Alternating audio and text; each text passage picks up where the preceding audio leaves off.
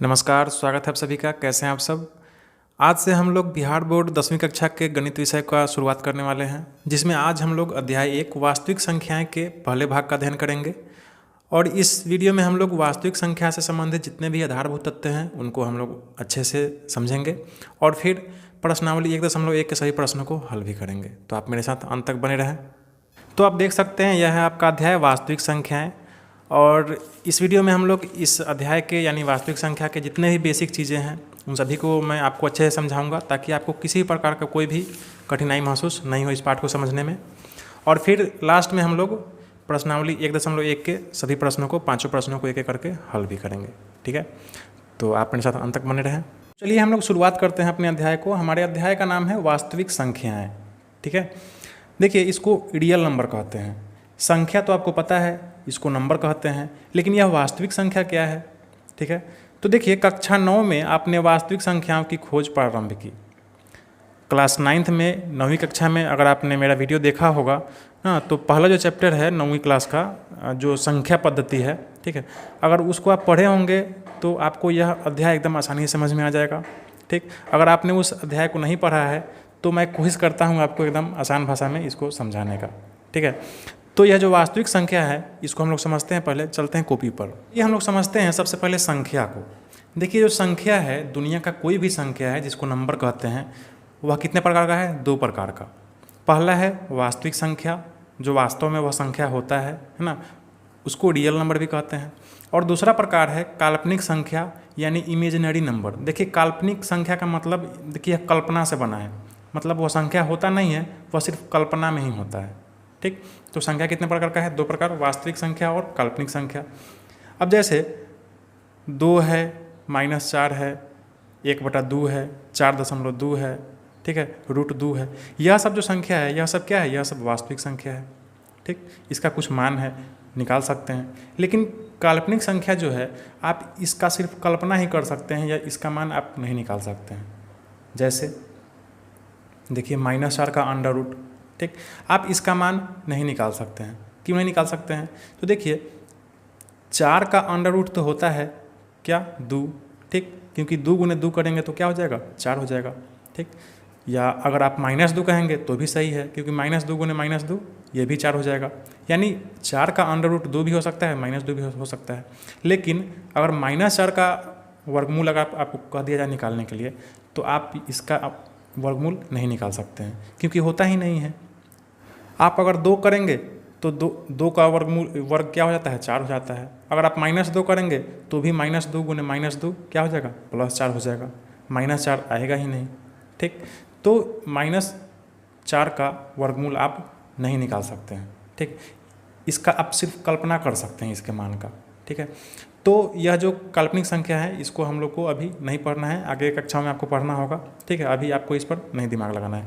अभी जो आपको पढ़ना है वह सिर्फ इस वास्तविक संख्या के बारे में पढ़ना है।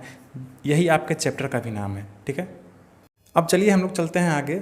यह जो वास्तविक संख्या है यानी रियल नंबर, यह 2 भागों में है। ठीक है, पहला है परिमेय संख्या जिसको रेशनल नंबर कहते हैं, और दूसरा है अपरिमेय संख्या जिसको इरेशनल नंबर कहते हैं। ठीक है, परिमेय संख्या और अपरिमेय संख्या मिलकर क्या बना है? वास्तविक संख्या। ठीक, और वास्तविक संख्या और काल्पनिक संख्या मिलकर बना है कुल संख्या। ठीक है, कोई दिक्कत नहीं है यहाँ पे। अब देखिए यह जो परिमेय संख्या है यानी रेशनल नंबर, पहले इसको समझ लेते हैं हम लोग, उसके बाद हम लोग समझेंगे यह अपरिमेय संख्या क्या है यानी इरेशनल नंबर क्या है। ठीक, तो देखिए यह जो परिमेय संख्या है यानी रेशनल नंबर, यह 4 तरह के संख्याओं से मिलकर बना है। ठीक है, वह कौन कौन सा संख्या है? यह जो चारों संख्या है, यह है, पहला है प्राकृत संख्या यानी नेचुरल नंबर, पूर्ण संख्या यानी होल नंबर, पूर्णांक यानी इंटीजर्स, और भिन्न संख्या यानी फ्रैक्शनल नंबर। ठीक है, अब देखिए अगर आप 9th क्लास वाला वीडियो मेरा देखे होंगे, पहला चैप्टर संख्या पद्धति का, तो उसमें यह सब चीज़ों को मैंने अच्छे से विस्तार में आपको समझा दिया है, इसका डिफिनीशन सहित लिखवा दिया है। ठीक है, इसको फिर से हम लोग एक बार समझ लेते हैं। यह जो पहला प्राकृत संख्या है जिसको नेचुरल नंबर कहते हैं, यह गिनती की संख्या है। जैसे देखिए 1 है, 2 है, 3 है, 4 है, 5 है, आप अनंत तक चले जाएंगे। यह क्या है? यह प्राकृत संख्या है। ठीक है, आप गिनती की संख्या है। जैसे आप किसी चीज़ को गिनते हैं, जैसे आप 5 आदमी हैं, पाँचों आदमी एक दूसरे को गिनिएगा, तो आप 0 से थोड़ी शुरू कीजिएगा, आप 1 से शुरू कीजिएगा। 1 2 3 4 5। ठीक है, तो उसी को हम लोग क्या कहते हैं, प्राकृत संख्या कहते हैं। यानी जो प्रकृति में विद्यमान है वह प्राकृत संख्या है। ठीक, अच्छा अब चलते हैं हम, अगर आप इसका परिभाषा लिखना चाहते हैं तो लिख ले प्राकृत संख्या। एक से लेकर अनंत तक की गिनती की संख्याओं को प्राकृत संख्या कहते हैं। ठीक है, आप इसको कॉपी में लिख सकते हैं। उदाहरण में आप यह लिख सकते हैं 1 2 3 4 5 अनंत तक। अगला है आपका पूर्ण संख्या, जिसको इंग्लिश में कहते हैं होल नंबर। ठीक है, यह होल नंबर यानी पूर्ण संख्या क्या है, तो देखिए आप यह जो प्राकृत संख्या है इसमें सिर्फ आप शून्य मिला देंगे। ठीक है, तो अब यह क्या हो गया, अब यह हो गया पूर्ण संख्या। ठीक है, यानी शून्य से लेकर अनंत तक की गिनती की संख्याओं को पूर्ण संख्या कहते हैं। आप लिख सकते हैं इतना परिभाषा में। ठीक, उदाहरण में आप लिख सकते हैं 0 1 2 3 4 5 अनंत तक। अब देखिए अगला है 3 नंबर पूर्णांक, इसको इंटीजर्स कहते हैं। यह पूर्णांक क्या है, ठीक, तो देखिए 0 से लेके 1 2 3 4 5 यह तो धनात्मक संख्या हो गया। ठीक, अच्छा इसके पीछे जस्ट उलट के आप लिखेंगे तो यह -1 -2, ठीक है, -3 -4, ठीक, -5, इस तरह से अनंत तक जाएगा। कहने का मतलब है, अगर आप संख्या रेखा पढ़े होंगे 9th क्लास में हम पढ़ा दिए हुए थे पहले चैप्टर में, तो संख्या रेखा में शून्य बीच में होता है और इधर धनात्मक संख्या होता है और इधर ऋणात्मक संख्या। ठीक, तो धनात्मक, ऋणात्मक और शून्य इन सभी संख्याओं को मिला के हम क्या कहते हैं, पूर्णांक कहते हैं। इसको इंटीजर्स कहते हैं। ठीक है, पूर्णांक क्या है आपको समझ में आ गया। धनात्मक ऋणात्मक सभी संख्याओं का योग क्या है, पूर्णांक है। संख्या रेखा पर सभी धनात्मक और ऋणात्मक संख्या क्या कहलाती है, पूर्णांक कहलाते हैं। अब अगला है आपका भिन्न संख्या। तो भिन्न संख्या के बारे में समझाने की कोई ज़रूरत है नहीं, आप तो जानते ही हैं। कोई भी संख्या जो बट्टा में है वह क्या है, भिन्न है। ठीक है, 1/2, 4/5, ठीक है, 1.2 दशमलव हट जाएगा तो क्या हो जाएगा, बटा 10 हो जाएगा।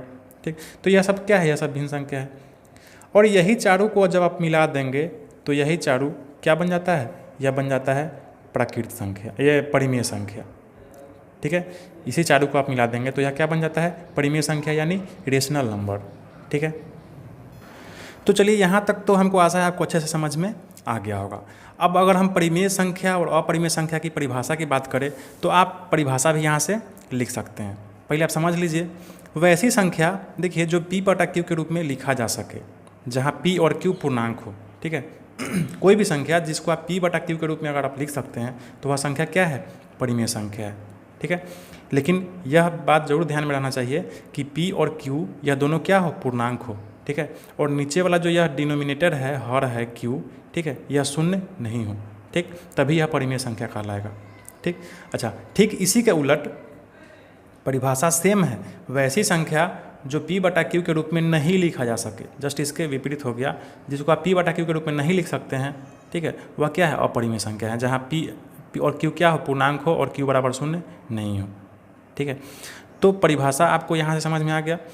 अब देखिए यह परिभाषा को अगर आप कहेंगे कि सर यह -3 कैसे हो गया परिमेय संख्या, आप तो कह रहे हैं कि P/Q के रूप में होना चाहिए, लेकिन यह -3 तो सिर्फ P है, तो आप इसके बटा नीचे 1 लिख सकते हैं। ठीक, किसी भी संख्या के नीचे आप 1 लिख सकते हैं, कोई दिक्कत नहीं है।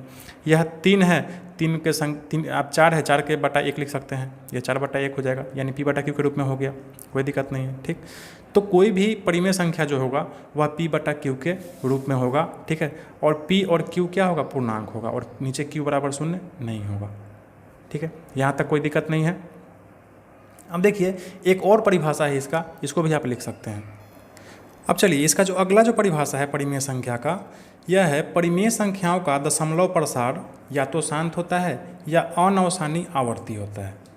दशमलव प्रसार यानी 9th क्लास के फर्स्ट चैप्टर वाले वीडियो में आप अगर देखे होंगे तो आपको उसमें हम बता दिए थे अच्छे से दशमलव प्रसार के बारे में, कौन सा शांत है, कौन सा आवर्ती है, अनवसानी आवर्ती है, कौन सा कैसा है। ठीक है, फिर से आप एक बार समझ लीजिए, परिमेय संख्याओं का जो दशमलव प्रसार होता है वह कैसा होता है, शांत, या तो शांत होता है नहीं तो अनवसानी आवर्ती होता है। ठीक, यह शांत क्या है, यह अनवसानी आवर्ती क्या है, इसको समझ लेते हैं। तो देखिए शांत को पहले समझ लेते हैं। जैसे आप अगर 1/2 करेंगे, 1 में आप 2 से भाग देंगे तो क्या आएगा, 0.5 आ जाएगा। ठीक, 5 के बाद कुछ आएगा, नहीं आएगा। ठीक, तो यह क्या हो गया, यह शांत हो गया। ठीक, उसी प्रकार देखिए आप अगर 7 में आप 8 से भागा देंगे तो क्या होगा, 0.875 यहाँ पर आके रुक जाएगा। ठीक। जब रुक गया इसका मतलब क्या हो गया, यह शांत हो गया। ठीक है, तो इस तरह के भाग को हम लोग दशमलव प्रसार को क्या कहते हैं, शांत कहते हैं। ठीक। और एक होता है अनवसानी आवर्ती। यह अनवसानी आवर्ती क्या है, ठीक है, तो आप अगर 11 में 7 से भाग देंगे तो क्या होगा, आप भाग दे के देखें क्या आ रहा है। तो देखिए अगर आप 11 में 7 से भाग देंगे तो आपको आएगा 1.571428, 571428, 571428। ठीक। देखिए इसी तरह के दशमलव प्रसार को हम लोग अनवसानी आवर्ती कहते हैं। ठीक, यानी यह जो है यह शांत नहीं है, लेकिन क्या हो रहा है, एक ही चीज़ बार बार रिपीट कर रहा है, 571428, फिर 571428, 571428, यही बार बार क्या होगा, आपको रिपीट करते आएगा। ठीक, तो इस तरह का भी जो दशमलव प्रसार है यह क्या होगा, परिमेय संख्या। और शांत दशमलव प्रसार भी क्या होगा, परिमेय संख्या। ठीक, लेकिन यह जो अपरिमेय संख्या है, यह अपरिमेय संख्याओं का दशमलव प्रसार कैसा होता है, अशांत अनावर्ती होता है। यह कैसा है भाई, ठीक, तो आप कोशिश करें √2 के मान निकालने का। ठीक है, आप √2 का मान निकालने की कोशिश करें, या फिर पाई का मान जो होता है वह निकालने की कोशिश करें। तो देखिए जब आप इसका मान निकालेंगे √2 का, तो देखिए 1.4142356237 कहने का मतलब हमेशा अलग अलग तरह का अंक इसमें आपको आएगा। ठीक है, कोई भी अंक रिपीट नहीं करेगा। ठीक है, अनवसानी आवर्ती में क्या होता है कि कोई ना कोई 2 अंक या 3 अंक या 4 अंक बार बार रिपीट करता है। ठीक, लेकिन अशांत अनावर्ती में कोई भी अंक आपको रिपीट नहीं करेगा, जो मन होगा वह चलाएगा। ठीक, तो इस तरह के संख्याओं को हम लोग क्या कहते हैं, अपरिमेय संख्या। √2 क्या है, अपरिमेय संख्या है। पाई का भी अगर आप मान ज्ञात करेंगे तो 3.141592 इसी तरह से क्या होगा, हमेशा नया नया अंक आएगा, अदल बदल के आएगा, यानी एक साथ कोई अंक रिपीट नहीं करेगा। ठीक है, तो इस तरह के संख्याओं को हम लोग क्या कहते हैं, अपरिमेय संख्या कहते हैं। ठीक है, तो परिमेय संख्या क्या है और अपरिमेय संख्या क्या है, कहने का मतलब है यह जो संख्या का जो अवधारणा है आपको अच्छे से समझ में आशा है हमको आ गया होगा। ठीक है, अगर आप कुछ इसमें से नोट करना चाहते हैं तो आप इसको नोट कर ले, स्क्रीनशॉट ले सकते हैं। ठीक है, लिख सकते हैं। ठीक, अच्छा, इसके अगले पिछले भाग में हम जो बताए थे इसको अभी आप इसको तो आप लिखे ही होंगे। ठीक है, चलिए अब हम अध्याय को शुरू करेंगे। उससे पहले संख्याओं का, परिमेय संख्याओं का कुछ और प्रकार है, इस प्रकार को हम लोग समझ लेते हैं ताकि आपको आगे समझने में थोड़ा भी दिक्कत नहीं हो, एकदम आपको आसान लगे यह अध्याय। ठीक है, इसमें 5 संख्याओं का प्रकार है, सम संख्या, विषम संख्या, भाज्य संख्या, अभाज्य संख्या और सह अभाज्य संख्या। आपको पता होगा, अगर नहीं पता है तो आप इसको एक बार देख लें। पहला जो प्रकार है यह है सम संख्या है। सम संख्या को इंग्लिश में कहते हैं इवन नंबर। यह सम संख्या क्या है, तो देखिए जो सम संख्या है यह ऐसा संख्या है जिसमें अगर आप 2 से भाग करेंगे, ठीक है, तो शेष क्या होगा, शून्य हो जाएगा। ठीक, जैसे 6 है, 6 में आप 2 से भाग देंगे तो शेष क्या होगा, शून्य हो जाएगा। ठीक, 12 है, इसमें आप 2 से भाग देंगे तो शेष शून्य हो जाएगा। ठीक है, 248 है ना, 466 है। इस सब संख्याओं में अगर आप 2 से भाग देंगे तो शेषफल क्या हो जाएगा, शेषफल शून्य हो जाएगा। ठीक है, तो सम संख्या क्या है आपको आसानी समझ में आ गया। ठीक, हम चलते हैं अगला संख्या को समझते हैं, यह विषम संख्या यानी ऑड नंबर क्या है। तो यह जो विषम संख्या है यह ऐसा संख्या है जिसमें 2 से अगर आप भाग करेंगे तो शेष क्या आएगा, 1 आएगा। जैसे 3 है ना, 9 है, 17 है, 19 है, ठीक, 5981 है। यह सब जो संख्या है यह सब कैसा संख्या है, अगर आप इस सब में 2 से भाग देंगे तो किसी भी स्थिति में शेष क्या आएगा, 1 आएगा। ठीक, अच्छा, इसका एक और आप आसानी से इसका परिभाषा बना सकते हैं कि ऐसा संख्या जिसके अंत में 0, 2, 4, 6, 8 रहे वह क्या कहलाता है, सम संख्या, इवन नंबर। और ऐसा संख्या जिसके लास्ट में 1, 3, 5, 7, 9 रहे, ऐसा संख्या क्या कहलाता है, विषम संख्या कहलाता है। ठीक, यह संख्या जिसके लास्ट में रहे सम संख्या है, और यह संख्या जिसके लास्ट में रहे, ठीक है, यानी इकाई स्थान पर रहे, वह क्या है, विषम संख्या है। ठीक, तो सम संख्या विषम संख्या समझ में आ गया होगा आपको, कोई दिक्कत नहीं है इसमें। अब हमारा अगला जो प्रकार है वह है भाज्य संख्या। ठीक है, इस भाज्य संख्या को हम लोग कंपोजिट नंबर कहते हैं। या कंपोजिट नंबर क्या है, इसको भी हम लोग समझ लेते हैं। इसके परिभाषा में आप लिख सकते हैं कि ऐसा संख्या जो एक तथा अपने आप के अलावा किसी अन्य संख्या से भी विभाजित हो जाए। ठीक है, यानी ऐसा संख्या जो जिसका गुणनखंड 1 हो और वह संख्या खुद हो और उसके अलावा भी उसका कोई गुणनखंड हो। जैसे देखिए यह संख्या जो 6 है यह 1 से भी लगेगा, 6 से भी लगेगा, 3 से भी लगेगा और 2 से भी लग जाएगा, 2 से भी भाग हो जाएगा, ठीक। या फिर देखिए 12 है, यह जो संख्या है यह 1 से भी लग जाएगा, 12 से भी लग जाएगा, ठीक, 2 से भी लग जाएगा, 4 से भी लग जाएगा, 3 से भी लग जाएगा, भाग हो जाएगा, विभाजित हो जाएगा, ठीक। तो इस तरह का जो संख्या है यह कैसा संख्या है, यह भाज्य संख्या है, ठीक। लेकिन इसी के उलट अभाज्य संख्या यानी ऐसा संख्या जो अपने आप और 1 के अलावा किसी दूसरे से नहीं लगे, जैसे 3 है ना, इसके अलावा 11 है, ठीक, 19 है, इसके अलावा 29 है।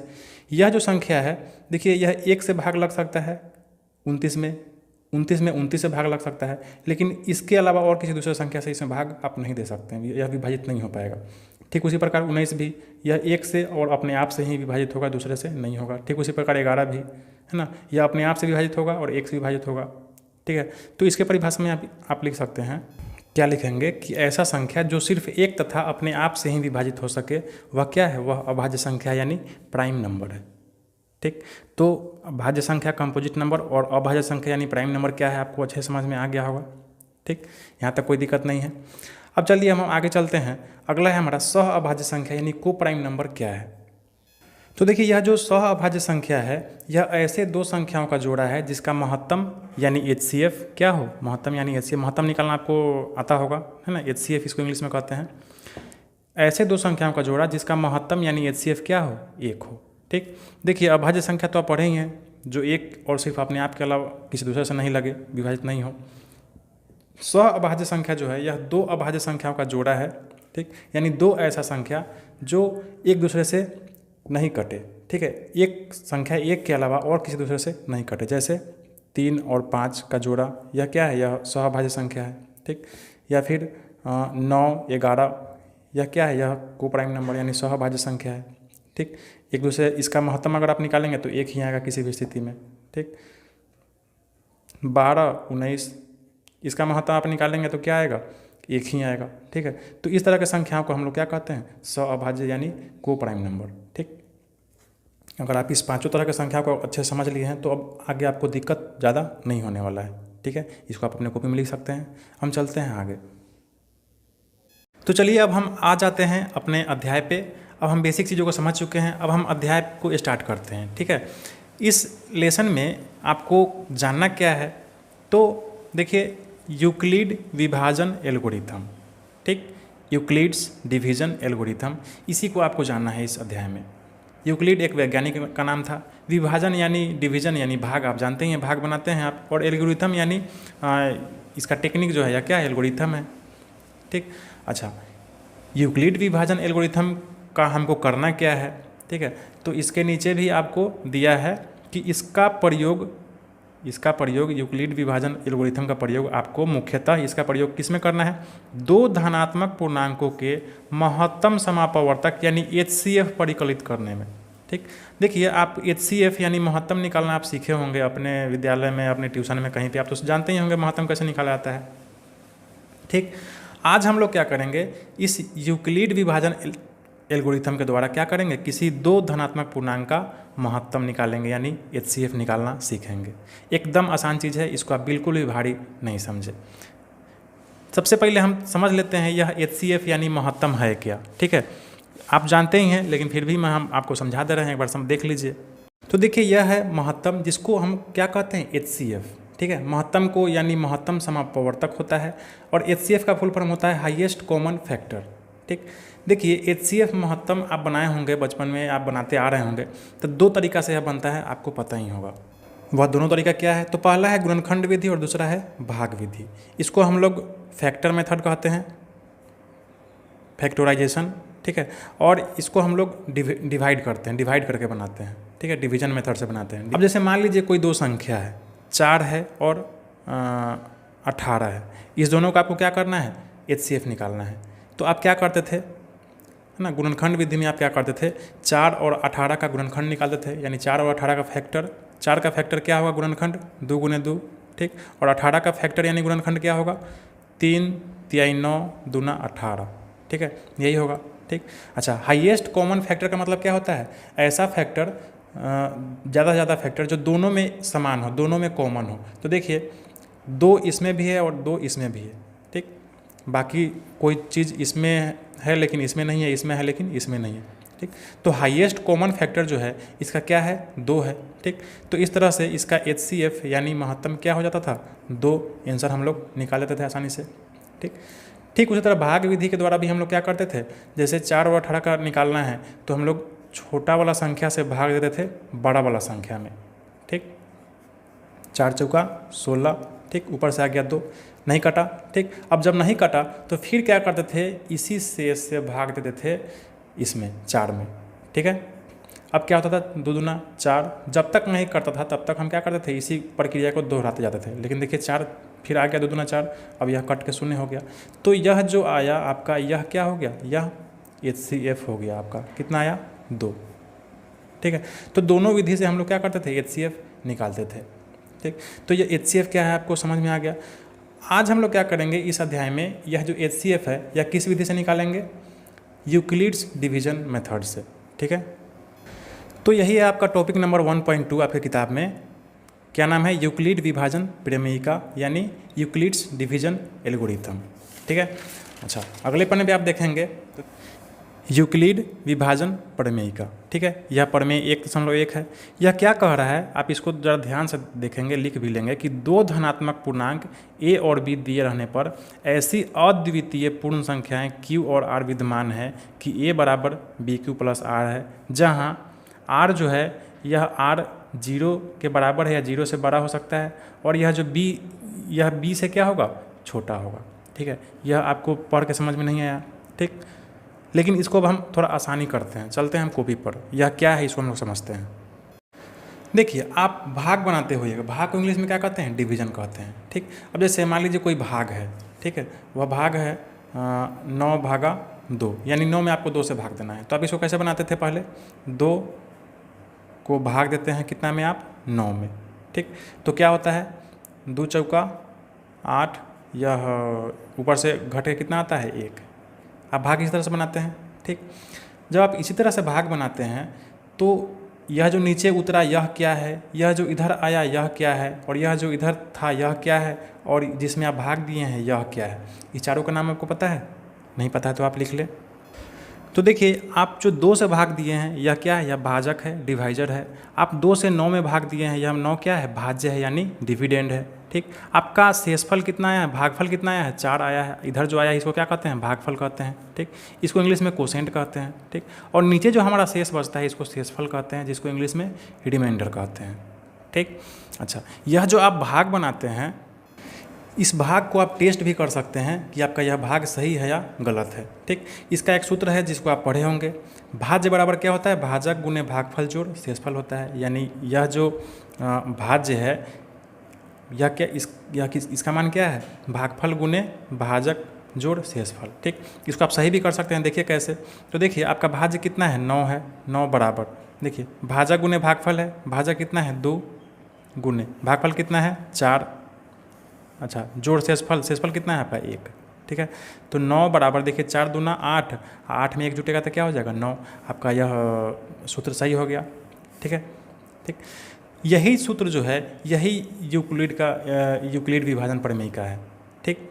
इसी को आप दूसरे भाषा में आप लिखेंगे, कहने का मतलब है आप इसको अगर आप A मान ले, ठीक है, और इसको अगर आप B मान ले, ठीक, इसको आप अगर Q मान ले और इसको आप अगर R मान ले, तो आपका सूत्र क्या हो जाएगा, आपका सूत्र हो जाएगा A बराबर BQ प्लस R, ठीक।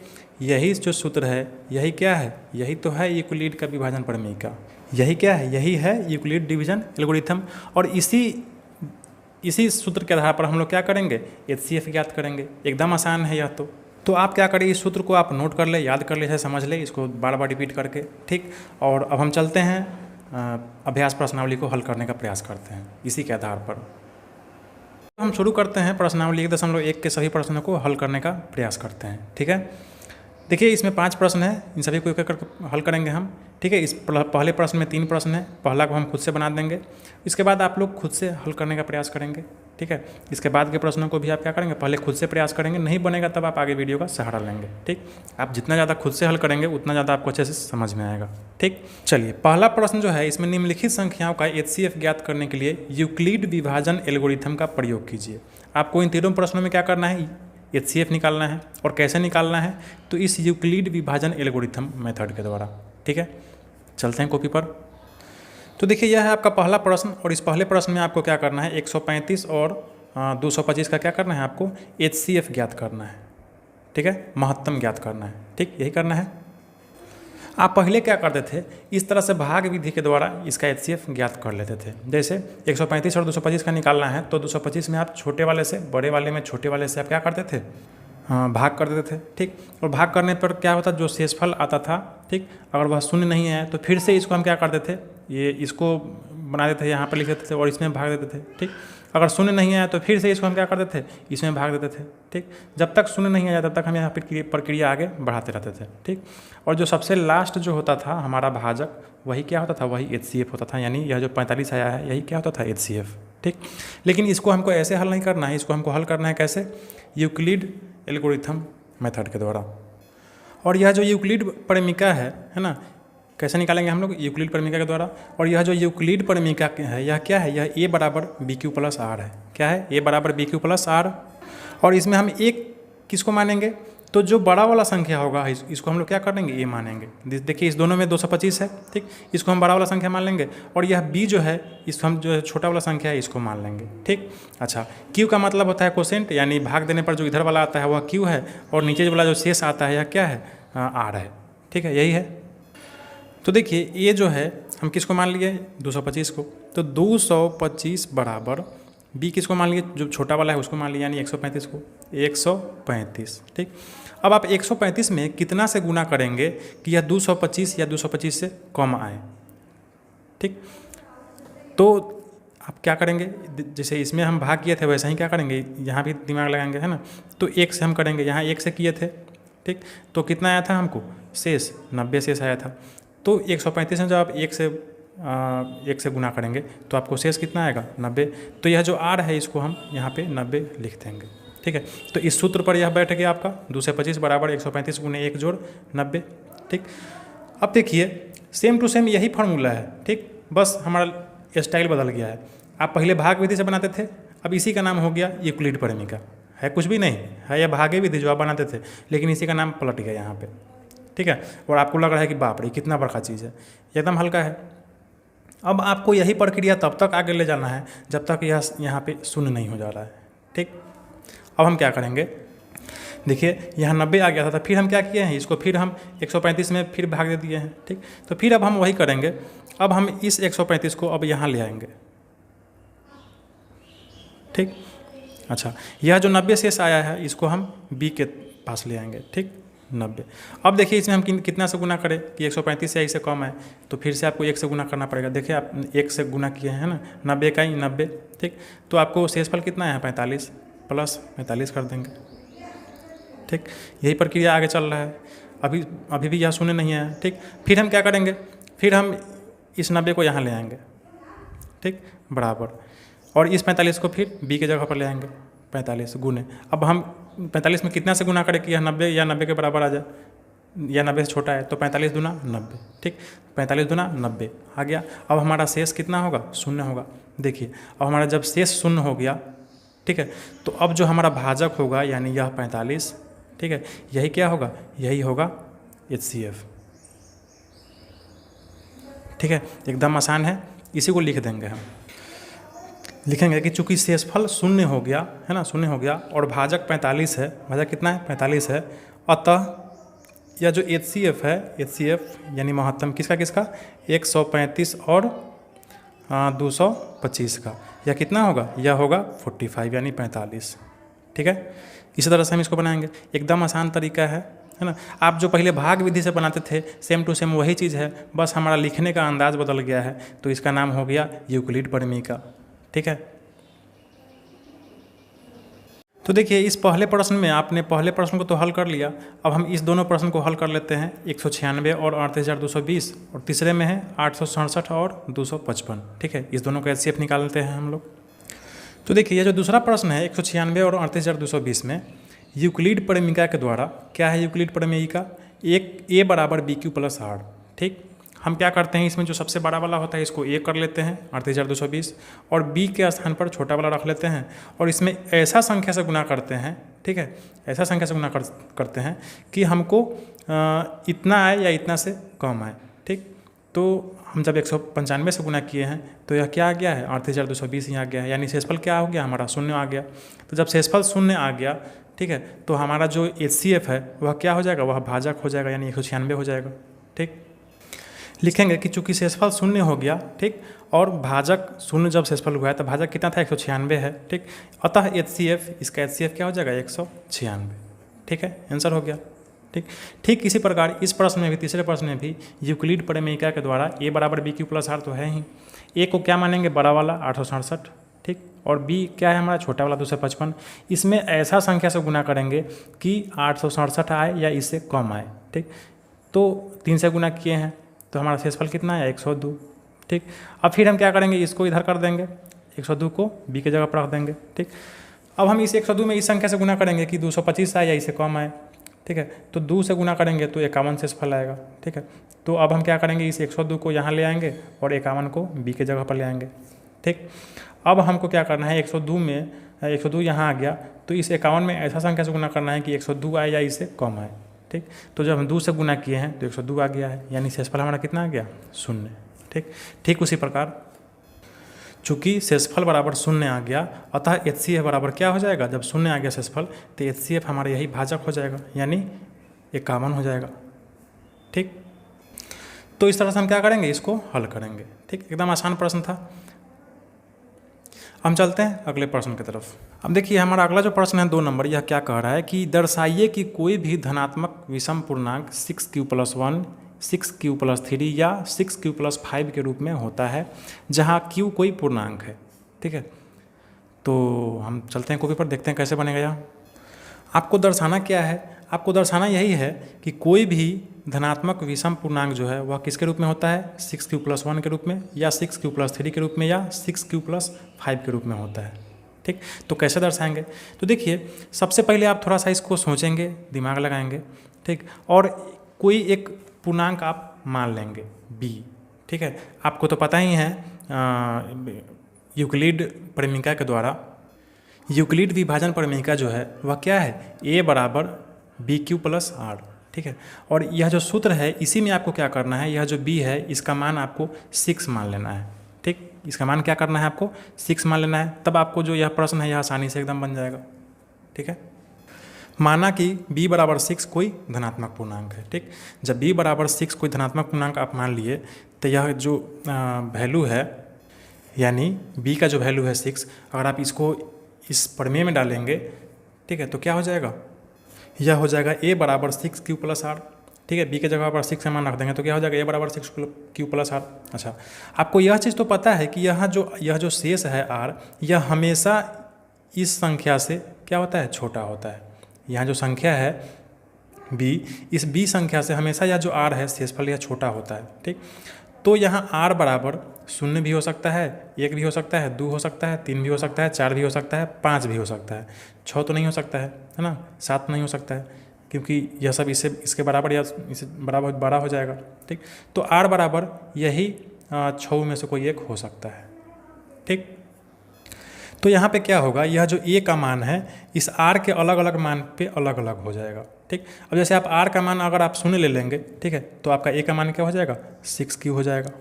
ठीक, अच्छा, अगर आप r का मान 1 ले लेंगे तो क्या हो जाएगा, आपका मान a बराबर हो जाएगा 6Q+1 हो जाएगा। ठीक, अच्छा, अगर आप r का मान 2 ले लेंगे तो आपका a का मान हो जाएगा 6Q+2। अगर आप r का मान 3 ले लेंगे तो आपका हो जाएगा a बराबर 6Q+3। ठीक, उसी प्रकार 6Q+4 और 6Q+5, इस तरह से अलग अलग मान निकल जाएगा। ठीक, अगर आप 1 लिए हैं r बराबर तो 6Q+1, 2 लिए हैं तो 6^2, 3 लिए हैं तो 6^3, और 4 लिए हैं तो 6^4, और 5 लिए हैं तो 6^5, यही हो सकता है। ठीक, अब देखिए यह जो 6 है यह, ठीक, और 6^2 यह, और 6^4 यह तीनों संख्या जो है यह क्या है, यह इवन नंबर है, यानी सम संख्या है। अब यह सम संख्या इसलिए है क्योंकि अब आप अगर इसमें 2 से भाग देंगे तो यह विभाजित हो जाएगा। ठीक, इसमें भी अगर आप 2 से भाग देंगे तो यह भी विभाजित हो जाएगा, इसमें भी आप 2 से भाग देंगे तो यह भी विभाजित हो जाएगा। ठीक, तो यह तीनों तो पहले ही छट गया, क्यों, क्योंकि यह तीनों सम संख्या है। ठीक, आपको दर्शाना क्या था, धनात्मक विषम पूर्णांक 6^1, 6^3 और 6^5 के रूप में होता है। ठीक, तो जब सम संख्या छट गया तो आपका यह जो विषम पूर्णांक है यह क्या बच गया, यही ना बच गया, तीनों। ठीक है, तो हम इसी तीनों को क्या करेंगे, लिख देंगे। अतः धनात्मक विषम पूर्णांक जो है वह किसके रूप में होता है, 6^1, 6^3 और 6^5 के रूप में होता है। ठीक, एकदम आसान है। इस तरह से हम क्या करेंगे, इसको दर्शाएंगे। दर्शाने से पहले हम यह देख लेंगे कि प्रश्न में हमको क्या पूछ रहा है। ठीक, प्रश्न में देखिए 6^1 है तो हम विभाजन प्रमेयिका जो है यूक्लिड का, उसमें हम b बराबर क्या मानेंगे, 6 मानेंगे। ठीक है, इस तरह से हम इसको हल करेंगे। ठीक, हम चलते हैं अगले प्रश्न पर। हमारा जो अगला प्रश्न है वह है 3 नंबर। किसी परेड में 6 से 16 सदस्यों वाली एक सेना की टुकड़ी को 32 सदस्यों वाले एक आर्मी बैंड के पीछे मार्च करना है। ठीक है, दोनों समूह को समान संख्या वाले स्तंभों में मार्च करना है। उन स्तंभों की संख्या क्या है जिसमें वे मार्च कर सकते हैं। सबसे पहले तो यह प्रश्न हमको लगता है समझ में नहीं आया होगा, इसको आप अच्छे से समझें। देखिए, इसको आपको हम आसान कर दिए हैं समझने के लिए। क्या कह रहा है, किसी परेड में 6 से 16 सदस्य वाली सेना का टुकड़ा है। ठीक, मान लीजिए यह सेना का टुकड़ा है, कै गो है, 6 से 16 गो है। उसको इस तरह से खड़ा होना है सजा के। देखिए 1 2 3 4 5 5 5 5 इस तरह से सेना को खड़ा होना है। देखिए हम अपना मन से बना दिए हैं। ठीक है, यह 6 से 16 को है नहीं, इसको बनाने हल करने में पता चलेगा यह कितना का होगा। ठीक, यानी सेना को इसी तरह से समान स्तंभ में खड़ा होना है। ठीक, सेना का सदस्य कितना है, 6 से 16 को। अच्छा, जस्ट सेना के पीछे बैंड वाले को भी खड़ा होना है, जिसका कई को सदस्य है, 32 को सदस्य। ठीक है, तो 32 को सदस्य वाला जो बैंड का पार्टी है ना, इसको सेना के ही जस्ट पीछे खड़ा होके साथ में मार्च करना है। और इस तरह से मार्च करना है कि सेना का स्तंभ और बैंड का स्तंभ एक स्तंभ में यह मार्च करे। ठीक है, तो यह जो स्तंभ का संख्या है वह कितना होगा, इसमें तो 5 है ना, हम अपने से बनाए हैं, लेकिन सही में जब इसको हम हल करेंगे तो यह कितना होगा, क्योंकि सेना का संख्या है 6 से 16 को और बैंड का संख्या है 32 को। तो इसको हम हल करते हैं कॉपी पर। तो देखिए प्रश्न में सेना जो है 6 से 16 को है और बैंड है 32 को। ठीक, और दोनों समूहों को यानी सेना को और बैंड को समान संख्या वाले स्तंभ में मार्च करने हेतु अधिकतम स्तंभों की संख्या ज्ञात करना है आपको। तो इसके लिए आपको क्या करना पड़ेगा, HCF ज्ञात करना पड़ेगा, महत्तम ज्ञात करना पड़ेगा। तभी आपको मालूम चलेगा कि एक समान स्तंभ में कितना स्तंभ होगा जो यह दोनों फिट हो जाएगा एकदम। ठीक, तो HCF ज्ञात करने के लिए हम क्या करेंगे, यूक्लिड विभाजन प्रमेयिका का उपयोग करेंगे, है ना। यूक्लिड विभाजन प्रमेयिका द्वारा A बराबर BQ प्लस R होता है। हम A किसको मान लेंगे, जो बड़ा वाला है यानी 6 से 16 को। B किसको मान लेंगे, छोटा वाला। ठीक, अब हम इसमें 32 में कितना से गुना करें कि 6 से 16 या इससे कम आए। तो देखिए अगर आप 32 में 19 से गुना करेंगे, ठीक है, तो यह हो जाएगा 6 से 16 से कम आएगा। आपको शेषफल जो है वह बच जाएगा 8। ठीक, अब आप क्या करेंगे, इस 32 को इधर लाएंगे। ठीक है, 32 बराबर, और इस 8 को B के जगह पर लाएंगे। ठीक, अब 8 में आप कितना से गुना करेंगे कि ये 32 या 32 से कम है, तो 8 चौका 32 हो गया। ठीक, आपका शेषफल क्या हो गया, 0 हो गया। तो शेषफल यहाँ क्या करेंगे, हम 0 कर देंगे। जब शेषफल 0 हो गया तो हमारा जो भाजक है वही क्या हो जाता है, HCF हो जाता है। ठीक, अतः HCF बराबर क्या हो गया, 8 हो गया। ठीक, यानी जब आपका HCF 8 हो गया, दोनों समूहों को समान संख्या वाले स्तंभों में मार्च करने हेतु अधिकतम स्तंभों की संख्या क्या हो जाएगा, 8 हो जाएगा। ठीक, कहने का मतलब अभी जो हम आपको बताए हैं कि इस तरह से आर्मी को क्या करना है, मार्च करना है। ठीक, यानी एक समान स्तंभ में रहना है। आर्मी का संख्या ज़्यादा है और बैंड का संख्या कम है, 32 को है, तो एक समान में करने के लिए हमको कई गो स्तंभ बनाना होगा। कितना है आपका HCF 8, यानी 8 गो स्तंभ में यह मार्च करेगा। 1 2 3 4 5, एक और 7 6 7 8, इस तरह से 8 स्तंभ में अगर मार्च करेगा तो एक लगेगा कि हाँ एक स्तंभ में यह सेना और बैंड दोनों क्या हो जाएगा, फिट बैठ जाएगा। ठीक, तो यही आपको हल करना था। आशा है आपको समझ में आ गया होगा। एकदम आसान प्रश्न था। चलते हैं हम अगले प्रश्न पर। अगला प्रश्न है 4 नंबर। यूक्लिड विभाजन प्रमेयिका का प्रयोग करके दर्शाइए कि किसी धनात्मक पूर्णांक का वर्ग किसी पूर्णांक m के लिए 3m या 3m+1 के रूप में होता है। ठीक, किसी भी धनात्मक पूर्णांक का वर्ग, ठीक है, धनात्मक पूर्णांक का वर्ग किसके रूप में होता है? 3m या 3m+1 के रूप में होता है। ठीक है, चलते हैं कॉपी पर। आपको दर्शाना यही है कि किसी धनात्मक पूर्णांक का वर्ग किसी पूर्णांक m के लिए क्या है? 3m या 3m+1 के रूप में होता है। ठीक, और देखिए आपको यूक्लिड विभाजन प्रमेयिका तो आपको पता ही है क्या है, a बराबर BQ + R। ठीक, तो देखिए इसको दर्शाने के लिए हम लोग क्या करेंगे, कोई पूर्णांक मान लेंगे a, ठीक है, और b किसको मानेंगे? तो देखिए यहाँ 3m और 3m+1 के रूप में आपको दर्शाना है, तो हम लोग b को 3 मान लेंगे। ठीक है, आपका प्रश्न आसानी से हल हो जाएगा।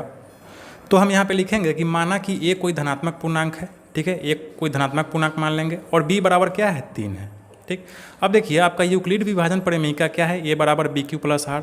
ठीक है, तो इसी के रूप में हम यहाँ पे ये जो ये अभी हम माने हैं इसको हम लिख देंगे, यानी a बराबर BQ, b क्या मान लिए हैं हम? 3 मान लिए हैं, तो क्या हो जाएगा? 3Q + R। ठीक, अब देखिए यह तो यूक्लिड विभाजन प्रमेयिका के आधार पर हम तो इसको बैठा दिए। यह जो R है, यह R क्या हो सकता है? देखिए यह जो R है यह जब भी होगा तो इस 3 से छोटा ही होगा। ठीक, तो इस 3 से जब छोटा होगा तो यह R 0 भी हो सकता है, 1 भी हो सकता है और 2 भी हो सकता है, 3 तो नहीं होगा। ठीक, तो R बराबर 1 0 हो सकता है, 1 हो सकता है और 2 भी हो सकता है। अब देखिए यहाँ पे 3 कंडीशन हो सकता है। अगर R बराबर 0 लेते हैं तो आपका a बराबर क्या हो जाएगा? 3Q, R 0 हो जाएगा। अगर R बराबर 1 लेते हैं, ठीक, तो a बराबर हो जाएगा 3Q + 1। ठीक, अच्छा, अगर R बराबर आप 2, यह 1 है, ठीक है, अगर R बराबर आप 2 लेते हैं, ठीक, तो a बराबर क्या हो जाएगा? 3Q + 2। ठीक, अब देखिए आपको क्या कह रहा है कि धनात्मक पूर्णांक का वर्ग किसी पूर्णांक m के लिए 3m+3 या 3m+1 के बराबर होता है। ठीक, कहने का मतलब आपको वर्ग करना है। a बराबर 3Q है और अगर आप a² कर देंगे, ठीक है, a² कर देंगे तो यह क्या हो जाएगा? यह हो जाएगा 3Q का स्क्वायर हो जाएगा। ठीक, 3Q का स्क्वायर क्या हो जाएगा? 3 तिहाई 9Q², यही होगा। अब देखिए यह जो 9Q² आया, ठीक है, इसमें अगर आप 3Q² को आप m मान लेते हैं, माना कि 3Q² बराबर m, ठीक है, अगर आप 3Q² को m मान लेंगे, ठीक है, तो यह 3m बच जाएगा। ठीक है, क्योंकि यह 3 × 3 बराबर 9 होता है ना। यह जो 9Q² है आप इसको क्या लिख सकते हैं? 3 × 3Q²। ठीक, और चूंकि आप 3Q² को m मान लिए तो यह किसके रूप में हो गया? यह हो गया 3m के रूप में। ठीक, 3m के रूप में हो गया यह a। अच्छा, ठीक उसी प्रकार अगर R 1 है तो a बराबर 3Q + 1 हो जाएगा। ठीक, अच्छा, a² बराबर क्या हो जाएगा? 3Q + 1 का होल स्क्वायर हो जाएगा। ठीक, अच्छा, इसका a + b का होल स्क्वायर क्या होता है? a² + 2ab + b² होता है, यानी 9Q² a² + 2ab यानी 6Q + b², यानी 1 का 1 ही रह जाएगा, यही होगा। ठीक, अच्छा, इसमें आप क्या करें कि यहाँ पे 3Q को आप अलग कर ले। ठीक है, 3Q को आप अलग कर ले, नहीं Q को नहीं, सिर्फ 3 को ही अलग करें, कॉमन ले ले। ठीक है, तो आपका क्या बच जाएगा? आपका बच जाएगा 3Q² + 2Q + 1। ठीक है, इसमें से अगर इस दोनों में से आप 3 कॉमन लेते हैं तो क्या बच जाएगा? 3Q² + 2Q + 1 बाहर बच ही गया। ठीक, अब चलिए, अब जैसे आप इसमें 3Q को m मान लिए हैं, ठीक है, उसमें आप क्या करें? इसको m मान लें। यह जो संख्या है इसको क्या करें? आप m मान लें। ठीक, तो जब आप इसको m मान लेंगे तो यह किस रूप में हो जाएगा? यह हो जाएगा 3m + 1 के रूप में हो जाएगा। ठीक है, आपको समझ में आ रहा होगा। चलिए, अगला है, अगर R बराबर आप 2 लेते हैं, ठीक, तो a बराबर 3Q + 2 हो जाएगा। अच्छा, ठीक उसी प्रकार a² बराबर क्या हो जाएगा? 3Q + 2 का होल स्क्वायर हो जाएगा। ठीक, होल स्क्वायर जब करेंगे तो क्या होगा? a² + b² + 2ab + b² होगा। ठीक, यानी 3 तिहाई 9 a² 9 क्यू का स्क्वायर प्लस 2ab यानी 3 दूना 6 दूना 12 क्यू प्लस b स्क्वायर यानी 2 दूना 4, यही होगा। अब देखिए, अब आप क्या करें, इसको थोड़ा सा इसको आप तोड़ ले। यह जो 9 क्यू स्क्वायर है इसको आप अभी आप उतना ही रहने दें। हम 4 को 3 में कर लेते हैं। देखिए 9 Q square plus 12 Q plus 3 plus 1 कर देते हैं। यह जो 4 है इसको हम क्या किए हैं, 3 प्लस 1 कर दिए हैं। अब देखिए यह क्या हो जाएगा, 9 हम क्या करेंगे, इसमें से 3 को कॉमन ले लेंगे। ठीक, तो जब 3 कॉमन लेंगे तो क्या हो जाएगा, 3 तिहाई 9 क्यू स्क्वायर प्लस 3 चौका 12 क्यू 4 क्यू हो जाएगा। ठीक, प्लस 3 इकाई 3, बाद में हमारा क्या बच गया, 1 बच गया प्लस 1। इस तीनों में से हम क्या किए हैं, 3 को कॉमन ले लिए तो हमारा ये बच गया। अब फिर देखिए इसमें भी, अब फिर से इसमें यह जो आपको आया, अगर आप इसको आप क्या करते हैं, m मान लेते हैं।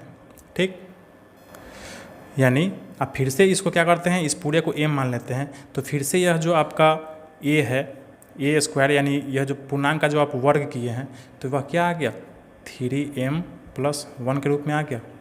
ठीक, देखिए आप इसको क्या किए हैं, m मान लिए हैं। ठीक, तो यह आ गया आपका 3m के रूप में। इसको m मान लिए तो यह आ गया आपको 3m प्लस 1 के रूप में। इसको आप m मान लिए तो यह क्या आ गया, यह भी 3m प्लस 1 के रूप में। यानी किसी भी धनात्मक पूर्णांक का अगर आप वर्ग करेंगे तो यह या तो वह 3m के रूप में आएगा, ठीक है, और नहीं तो 3m प्लस 1 के रूप में आएगा। ठीक है, जैसे आप देख रहे हैं यह 3m के रूप में है, या 3m प्लस 1 के रूप में, या 3m प्लस 1 के रूप में है। ठीक है, तो लास्ट में आप लिख देंगे कि अतः किसी धनात्मक पूर्णांक का वर्ग किसी संख्या m के लिए 3m या 3m प्लस 1 के रूप में होता है। ठीक है, आप देख लिए यहाँ पे 3m हो रहा है, यानी तो 3m प्लस 1 के रूप में हो रहा है। ठीक, तो इस तरह से हम क्या करेंगे, इसको दर्शाएंगे। आशा है आपको समझ में आ गया होगा, नहीं समझ में आया तो रिपीट करें, आपको समझ में आ जाएगा। एकदम आसान प्रश्न है यह। ठीक है, यह तीनों हम अलग अलग करके हम दर्शाए हैं। ठीक, हम पहले में क्या किए हैं, r बराबर 0 लेके देखें, r बराबर 1 लेके देखें, और फिर r बराबर 2 लेके देखें। ठीक है, यह पहला कंडीशन है, और यह दूसरा कंडीशन है, और यह तीसरा कंडीशन है। और तीनों कंडीशन से हमको क्या आया है कि कोई भी धनात्मक पूर्णांक का वर्ग 3m या 3m प्लस 1 या 3m प्लस 1 के रूप में ही होता है। ठीक, तो चलिए अब हम इस प्रश्नावली के अंतिम प्रश्न को हल करते हैं। हमारा अंतिम प्रश्न है 5वें नंबर, यूक्लिड विभाजन परिमेयिका का प्रयोग करके दर्शाइए कि किसी धनात्मक पूर्णांक का घन 9m 9m प्लस 1 या 9m प्लस 8 के रूप में होता है। आपको क्या दर्शाना है कि किसी धनात्मक पूर्णांक का क्यूब घन इसी के रूप में होता है। चलते हैं कॉपी पर, हम प्रश्न को क्या करेंगे, अपने हिसाब से नोट कर लेंगे। किसी धनात्मक पूर्णांक का घन क्या होना चाहिए, 9m प्लस 1 या 9m प्लस 8 के रूप में होना चाहिए, यही हमारा प्रश्न कह रहा है। ठीक है, अच्छा, यूक्लिड विभाजन परिमेयिका क्या है, a बराबर bq प्लस r है, यह तो आपको पता ही है। तो इसी हिसाब से हम क्या करेंगे कि हम एक कोई पूर्णांक मान लेंगे, माना कि ये कोई पूर्णांक है और b बराबर 3 है। ठीक, इसी यूक्लिड परिमेयिका के हिसाब से इसको हम मानेंगे ताकि हमको हमारा प्रश्न जो है वो आसानी से हल हो जाए। अब जब आप एक पूर्णांक मानेंगे और b बराबर 3 मानेंगे तो यूक्लिड परिमेयिका के अनुसार a बराबर bq प्लस r जो है यह क्या हो जाएगा, यह हो जाएगा a बराबर b का कितना मान लिया, 3q प्लस r। ठीक, अब देखिए यह जो r है यह 3 से हमेशा क्या होगा, छोटा होगा। ठीक, तो यहाँ पे तीनों कंडीशन आपका हो रहा है, r बराबर 0 भी हो सकता है, 1 भी हो सकता है और 2 भी हो सकता है, 3 तो नहीं होगा। ठीक, अब हम क्या करेंगे, इस तीनों कंडीशन को लेके उसका घन करके हम देखेंगे कि इतना आ रहा है कि नहीं। अच्छा, अगर r बराबर 0 है, ठीक, अगर आप 0 रखेंगे तो a बराबर क्या हो जाएगा, 3q हो जाएगा। ठीक, जब a बराबर 3q हो जाएगा और आपको क्या करना है, इसका घन का आप ज्ञात करना है। ठीक, तो इसको आप जब घन करेंगे तो क्या होगा, aq बराबर 3q का होल क्यूब हो जाएगा। ठीक, अच्छा, यह जो घन है 3q का होल क्यूब आप जब करेंगे तो यह क्या हो जाएगा, 3 तिहाई 9 × 27 क्यू का घन हो जाएगा। ठीक, अच्छा, अगर आप इसमें से 9 कॉमन ले लेंगे, ठीक, तो यह क्या हो जाएगा, 9 × 3 = 27 यानी 3 क्यू का होल क्यू हो जाएगा, यही होगा। ठीक, अच्छा, यह जो 9 बाहर आया है और 3 क्यू का होल क्यू जो आया है, ठीक, तो आप क्या करेंगे, इस 3 क्यू का होल क्यू को अगर आप m मान लेंगे, ठीक, आप जब खुद से बनाएंगे तो आप इसके नीचे विस्तार करके लिखेंगे कि माना कि 3 क्यू का होल क्यू बराबर m, तो यह जो संख्या a है ठीक है, भले ए क्यू है, यह बराबर क्या हो जाएगा, यह 9m के रूप में हो जाएगा। ठीक, अगर आप इस पूरे को m मान लेंगे, इस पूरे को m मान लेंगे तो यह संख्या 9m के रूप में नहीं हो गया। ठीक, यानी ए क्यू बराबर क्या हो गया, 9m हो गया। अब हम क्या करेंगे, ठीक उसी प्रकार r बराबर 1 रख के देखेंगे कि अगर r बराबर 1 होगा तो क्या होगा। अब देखिए, अगर r बराबर 1 मानेंगे तो a बराबर हो जाएगा 3q + 1। ठीक, ए क्यू बराबर जब आप इसको घन करेंगे तो यह क्या हो जाएगा, इसका घन हो जाएगा। अब देखिए a + b का होल क्यू क्या होता है, आपको पता है, a + b का होल क्यू होता है a cube plus b cube, a cube plus b cube plus 3ab into a plus b, यही होता है। अब आप क्या करें, इसी के सूत्र पर आप इसको तोड़ के इसका वैल्यू निकाल ले, तो जो आप निकालेंगे तो आपको इतना ही आएगा। ठीक है, कितना आएगा, 27q का whole Q plus 1 plus 27q का whole square plus q 9q। ठीक, अब हम क्या करेंगे, इस एक को साइड में कर लेंगे। ठीक है, और इस तीनों को एक तरफ कर लेंगे। देखिए हम क्या किए, इस एक को अलग कर दिए और बाकी इस तीनों को एक साथ लिख दिए। अब देखिए इस तीनों में से हम क्या करेंगे, 9 कॉमन है, हम 9 कॉमन निकाल देंगे। ठीक है, तो बराबर क्या हो जाएगा, जब इस तीनों में से आप 9 कॉमन निकालेंगे तो यह क्या हो जाएगा, यह हो जाएगा 9 × 3 = 27 q का whole Q plus 9 × 3 = 27 q square plus 9q plus 1। देखिए इसी रूप में हो गया। अब आप इस पूरे को अगर आप m मान लेंगे, ठीक है, तो यह भी आपका ए क्यू बराबर किस रूप में हो गया, 9m + 1 के रूप में हो गया, 9m + 1 के रूप में हो गया। ठीक है, और यहाँ यह 9m के रूप में आया था। ठीक, तो r बराबर 0 रखे हैं तो 9m के रूप में आ गया, r बराबर 1 रखे हैं तो यह 9m + 1 के रूप में आ गया। हम r बराबर 2 रख के देखते हैं क्या होता है। तो अब देखिए, अगर आप r बराबर 2 रखते हैं तो a बराबर आपका 3q + 2 हो जाएगा, और इसका अगर आप घन करेंगे तो यह क्या हो जाएगा, 3q + 2 का होल क्यू।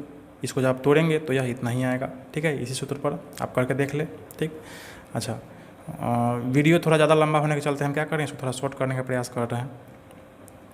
अब चलिए इसको हम क्या करेंगे, इसमें से हम 9 कॉमन ले लेंगे। जब 9 कॉमन ले लेंगे तो यह क्या हो जाएगा, 9 × 3 = 27 3 q का होल क्यू प्लस 9 × 6 = 54 q का स्क्वायर प्लस 9 × 4 = 36 q, यही होगा प्लस 8। ठीक है, अब देखिए यह फिर से 9m + 8 के रूप में आ गया। अगर आप इस पूरे को अगर आप m मान लेंगे, ठीक है, तो यह क्या हो जाएगा, 9m + 8 के रूप में हो गया। ठीक है, इसको आप विस्तार में लिखेंगे अपने कॉपी में जब आप बनाएंगे कि माना कि इतना बराबर m, अतः यह जो पूरा यह ए क्यू बराबर क्या हो जाएगा, 9m + 8। ठीक, तो देखिए आप क्या किए हैं, r बराबर 0 लिए हैं तो 9m आ गया आपको, r बराबर 1 लिए हैं तो आपका आ रहा है 9m + 1 के रूप में, r बराबर 2 लिए हैं तो आपका आ रहा है 9m + 8 के रूप में। ठीक, आपको प्रश्न में क्या दर्शाना था कि कोई भी धनात्मक पूर्णांक का घन, ये देखिए ये धनात्मक पूर्णांक माने थे a, ठीक, इसका घन ए क्यू है, इसका घन ए क्यू बराबर क्या आ गया, ए क्यू बराबर आ गया 9m, फिर इसका घन ए क्यू बराबर कितना आ गया, 9m + 1, फिर इस धनात्मक पूर्णांक का घन ए क्यू बराबर क्या आ गया, 9m + 8 के रूप में आ गया। ठीक, तो इसके नीचे हम लिख देंगे, हम क्या लिखेंगे कि अतः किसी धनात्मक पूर्णांक का घन 9m + 1 या 9m + 8 के रूप में ही होता है। ठीक है, एकदम आसान प्रश्न था। आशा है आपको समझ में आ गया होगा, अगर समझ गए होंगे तो एकदम आसानी से बन जाएगा, नहीं समझे तो थोड़ा दिक्कत होगा। आप इसको अगर आपको नहीं समझ में आया तो दोबारा रिपीट करें, आपको एकदम आसानी से समझ में आ जाएगा। ठीक है, तो यह था आपका अंतिम प्रश्न, यह था आपका प्रश्नावली 1.1। इसको आपने अच्छे से हल किया, इसके सभी आधारभूत तथ्यों को आपने बेसिक चीज़ों को अच्छे से समझा। अगले वीडियो में हम क्या करेंगे, इसके अगले पार्ट का वीडियो लाएंगे जिसमें हम लोग प्रश्नावली 1.2 को हल करेंगे। ठीक है, तब तक आप इस वीडियो के द्वारा इसको हल करें और इसके जो भी बेसिक तथ्य बताए गए हैं आपको, आप उसको अच्छे से समझें और याद कर लें। ठीक है, यह बहुत ही महत्वपूर्ण ये वीडियो था आपके लिए। ठीक है, तो आपको यह वीडियो कैसा लगा आप हमें कमेंट करके ज़रूर बताएं। कुछ सुधार करने की आवश्यकता हो तो कृपया कमेंट करके ज़रूर बताएं। कुछ भी कहना चाहते हो तो कमेंट ज़रूर करें और कृपया वीडियो को लाइक करें, मेरे चैनल को सब्सक्राइब करें और अपने दोस्तों को ज़रूर से ज़रूर शेयर करें। थैंक यू, आपका बहुत बहुत धन्यवाद।